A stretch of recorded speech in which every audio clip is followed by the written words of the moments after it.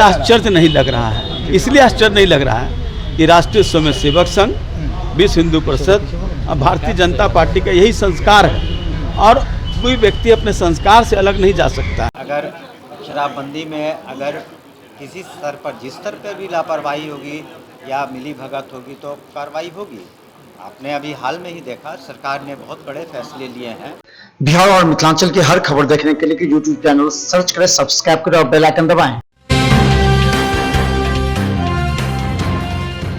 नमस्कार, बिहार मिथिला न्यूज में आपका स्वागत है। मैं हूं मनोज और बता दें, शराबबंदी एक ऐसा मुद्दा है जिसे विपक्ष को सरकार को घेरने का तो हमेशा मौका मिलता ही है, लेकिन जब नीतीश कुमार के कंधों पर जिम्मेवारी है कि अपने सारे प्रशासनिक अधिकारियों के मार्फत जनता में यह विश्वास दिलाना कि शराबबंदी पूर्ण लागू है, लेकिन यदा कदा ये सारे जो लोग हैं, विपक्ष हैं या फिर सरकारी महकमे के जो नेता हैं या अधिकारी हैं, वो सभी जानते हैं इस बात को कि शराबबंदी को पूर्ण रूप से रोक नहीं लगाया जा सकता। हालांकि नीतीश कुमार मुख्यमंत्री के रूप में 16 में जब यह कदम उठाया था तो व्यापक तौर पर स्वागत किया गया था, विपक्ष से भी स्वागत किया था, लेकिन अब जब यह पूरी तरह इंप्लीमेंट नहीं हो रहा है उसके बाद उंगलियां उठने लगी। कल मुख्यमंत्री नीतीश कुमार ने जब बैठक की है सभी अधिकारियों के साथ, उन्होंने स्पष्ट निर्देश दिया था कि सरकार अब किसी भी कीमत पर इस मुद्दे को बकसने नहीं जा रही है और ऐसे अधिकारियों के खिलाफ कार्रवाई की जाएगी। पहला मोहरा बना है जो वो थाना प्रभारी और चौकीदार, हालांकि इससे पहले भी इस पर कार्रवाई की बात की गई। चलिए हम आपको दिखाते हैं कि सबसे पहले मद्य निषेध जो मंत्री हैं बिहार सरकार के, सुनील कुमार, वो क्या कहते हैं, उनके बयानों को स्पष्ट समझिए। हालांकि सरकार के जो कई मंत्री और विधायक हैं, जब उनसे सवाल पूछा जाता है कि विपक्ष आपको घेरती है इस मुद्दे पर, तो उनका कहना यह होता है कि आईपीसी की भी कई धारा हैं। हालांकि हत्या करना अपराध है, डकैती डालना अपराध, लेकिन लोग करते हैं। हालांकि सबको नहीं रोका जा सकता, लेकिन मुख्यमंत्री नीतीश कुमार ने अब वैसे रूटों को बंद करने का या उस पर कड़ी निगरानी रखने का निर्देश दिया जिससे शराब बिहार में प्रवेश करती है। तो चलिए सबसे पहले दिखाते हैं बिहार सरकार के मंत्री पिंटू कुमार क्या कहते हैं। अगर शराबबंदी में अगर किसी स्तर पर, जिस स्तर पर भी लापरवाही होगी या मिली भगत होगी तो कार्रवाई होगी। आपने अभी हाल में ही देखा, सरकार ने बहुत बड़े फैसले लिए हैं और प्रशासनिक स्तर पर जो पुलिस के पदाधिकारी हैं या सिविल साइड से भी पदाधिकारी हैं, सब पर कार्रवाई हुई है। जिस तरीके से जवाबदेही सौंपी गई, इसमें हमारी टीमें दूसरे राज्यों की मदद लेती हैं। जब गिरफ्तारी की बात आती है तभी तो पंजाब में, हरियाणा में, उसके बाद हिमाचल में, झारखंड में, वेस्ट बंगाल में 6000 से ज़्यादा गिरफ्तारियां हुई हैं। जब भी यहाँ की टीम दूसरे राज्यों में जाती है तो स्थानीय पुलिस की मदद नियमतः लेनी पड़ती है। नहीं, एक आखिरी सवाल का जवाब दीजिए। देखिए, छोटे स्तर के अधिकारियों को जिस तरीके से जवाबदेही तय करेगी, बड़े स्तर के अधिकारियों को जवाबदेही अगर तय की जाएगी तो आपको नहीं लगता कि शराबबंदी जो है, जिस तरीके से सवाल उठ रहे हैं, उन सवालों पर भी अंकुश लग सकेगा? आपने पूरी बातों को सुना नहीं शायद। हमने कहा, शुरू में ही कहा कि हर स्तर के पदाधिकारी की जिम्मेवारी तय की गई है, ऐसी बात नहीं है। और जो लापरवाही हुई है तो उसकी हर स्तर पर समीक्षा की जा रही है, तो हर स्तर की जिम्मेवारी भी है और जिम्मेवारियां निर्धारित की गई हैं और हमने कहा इन जिम्मेवारियों का निर्वहन करना उन्हें आवश्यक है और वो करेंगे सभी पदाधिकारी। कल सभी पदाधिकारी और इस बैठक में उपस्थित पर फ्रंट लाइन में तो चौकीदार और थानेदार को ही रखा गया, बड़े अधिकारियों को तो कोई भी तो जवाबदेही थाने पर तो थानेदार और चौकीदार ही रहता है, उसके ऊपर में डीएसपी रहते हैं, एसपी रहते हैं। तो हमने कार्रवाई तभी की जाती है जब आपके किसी के विरुद्ध साक्ष्य मिलता है। ऐसी बात नहीं है कि कोई स्तर, कार्रवाई कोई स्तर से मतलब रखता है, जब किसी पर साक्ष्य मिलता है तभी कार्रवाई होती है। देखिए, अगर आप किसी भी कानून को देखेंगे तो हमने पूर्व में भी कहा कि सीआरपी, आईसीपी, आईपीसी तो सैकड़ों साल से ऊपर ब्रिटिश साम्राज्य ने लगाया, आज भी अमेंडमेंट के साथ है।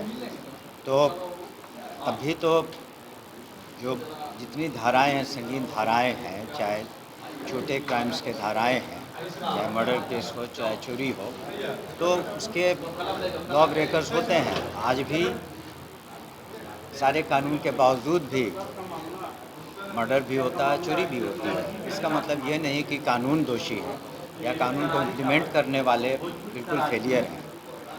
इसका मतलब ये है कि अगर कहीं कहीं कमी पाई जाती है समीक्षा बैठक में और समय समय पर समीक्षा होती है तो उसे और प्रभावकारी ढंग से कैसे लागू किया जाए, ये हम लोग निर्णय लेते हैं। और जहाँ तक प्रश्न है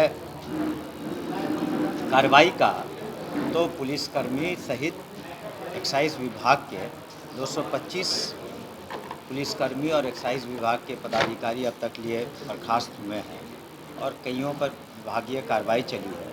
60 से ऊपर ऐसे थाना प्रभारी हैं जो पुनः 10 साल के लिए थाना प्रभारी नहीं बनेंगे। तो मैं नहीं समझता हूँ कि इतनी कड़ाई और विभागों में है।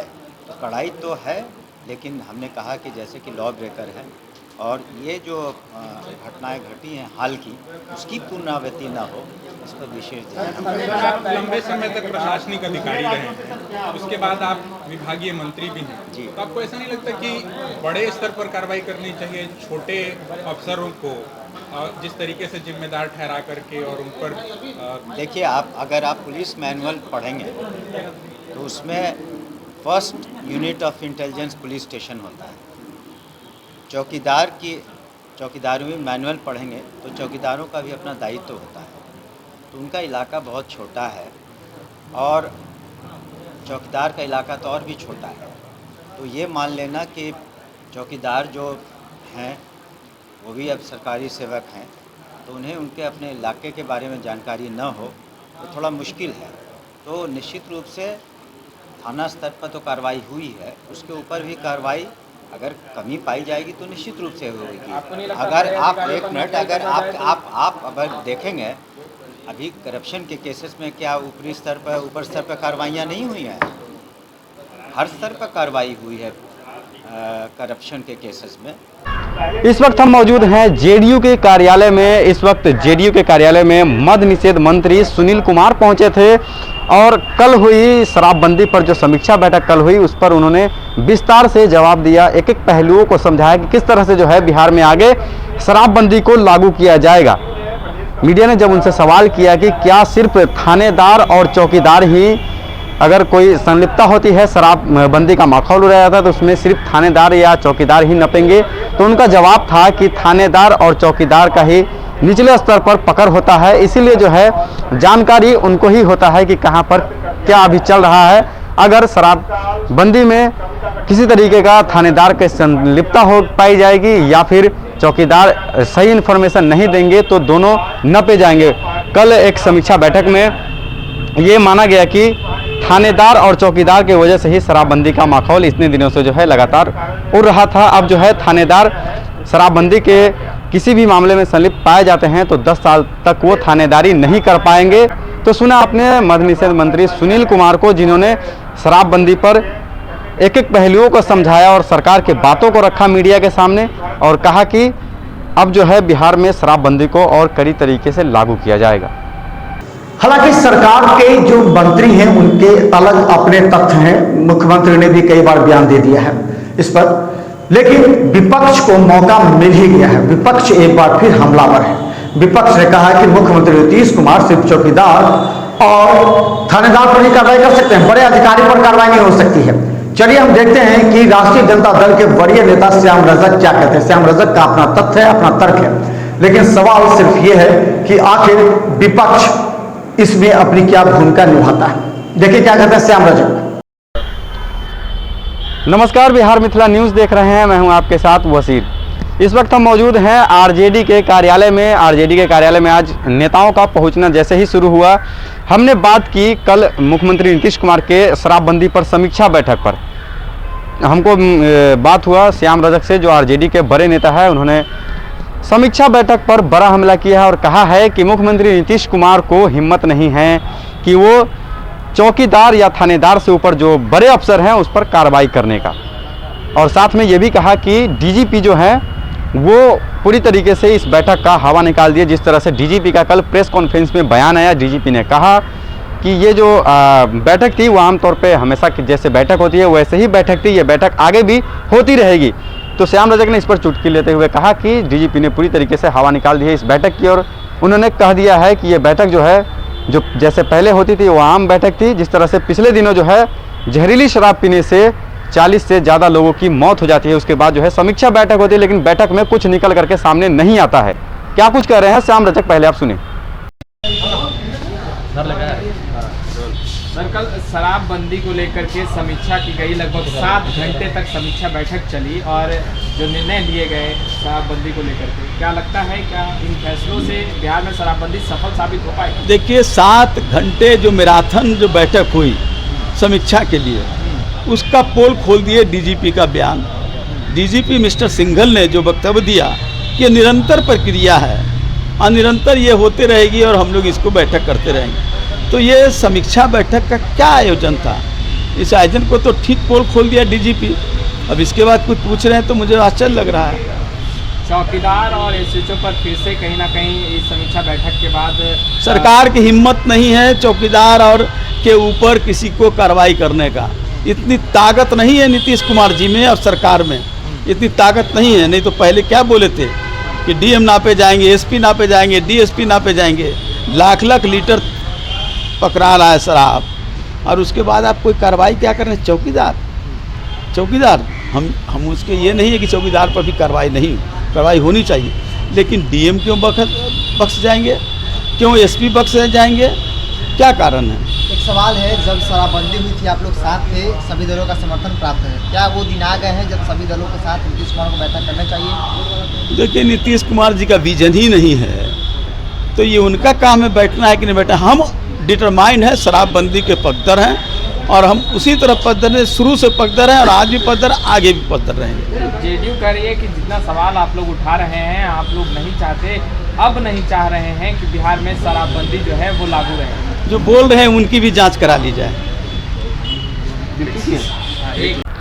तो सुना आपने श्याम रजक के बयान को, जिन्होंने पूरी तरीके से इस समीक्षा बैठक को नकार दिया है और कहा है कि इसमें जो है किसी तरीके पर जो विपक्ष का सवाल था उस पर न जवाब दिया गया और न ही कोई बड़ा फैसला लिया गया।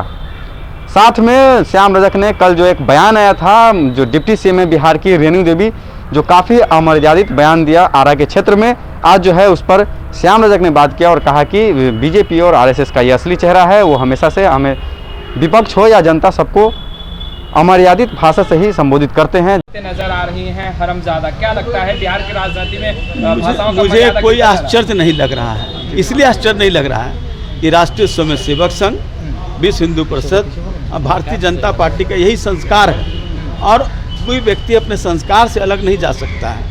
तो अपने संस्कार के तहत अगर कोई बात बोलते हैं अपशब्द, तो उनका संस्कार है, उनको संस्कार मुबारक हो। बड़े पद पर हैं, डिप्टी सीएम है बिहार की। भैया मेरे, जो बचपन से जो संस्कार मिलेगा, जिस विद्यालय में आपको संस्कार मिलेगा, जिस शिक्षक के द्वारा आपको संस्कार मिलेगा, उस संस्कार में ही ना आप ढले रहिएगा। तो संस्कार ही आपका जब उस तरह का है तो आप अपशब्द बोल रहे हैं तो हमको कोई आश्चर्य नहीं है। बने हमारे साथ, आपने हमारे चैनल को अभी तक सब्सक्राइब नहीं किया है तो जल्द सब्सक्राइब करें। तब तक के लिए नमस्कार। पक्ष और विपक्ष के बीच मुख्यमंत्री नीतीश कुमार के कंधों पर जो जिम्मेवारी है, जो जनता में विश्वास दिलाया था कि कहीं भी शराब नहीं बिकेगी और शराब पीने वालों पर कार्रवाई की जाएगी, इसे मुद्दा बनाते हुए पूरे बिहार के एसपी के साथ बैठक हुई है और दरभंगा के एसएसपी भी आज बैठक करते हुए सभी अधिकारियों को विशेष निर्देश दिया है कि अपने थाना क्षेत्र में जो चौकीदार हैं उनके साथ बैठक करें, शराब माफियाओं के, शराब कारोबारियों का लिस्ट तैयार करें, ऐसे शराबियों पर भी कड़ी कार्रवाई करें जो क्षेत्र में आतंक का माहौल कायम करते हैं। देखना यह है सरकार के इस कदम, अब मुख्यमंत्री के निर्देश के बाद सभी जिलों के एसपी या अधिकारी कितना सजग होते हैं और कितनी कार्रवाई होती है, ताकि जनता में यह संदेश जाए कि मुख्यमंत्री नीतीश कुमार का यह कदम वास्तव में जनहित में है। तो देखते रहिए पटना से बसी की एक विशेष रिपोर्ट, जिस पर उन्होंने सभी मंत्री एवं विधायक से इस विषय में जानने का प्रयास किया। देखते हैं, आप भी देखिए, यूट्यूब में सब्सक्राइब कीजिए बिहार मिथिला न्यूज, ताकि हर अपडेट खबर बिहार के आप तक पहुंचे। धन्यवाद।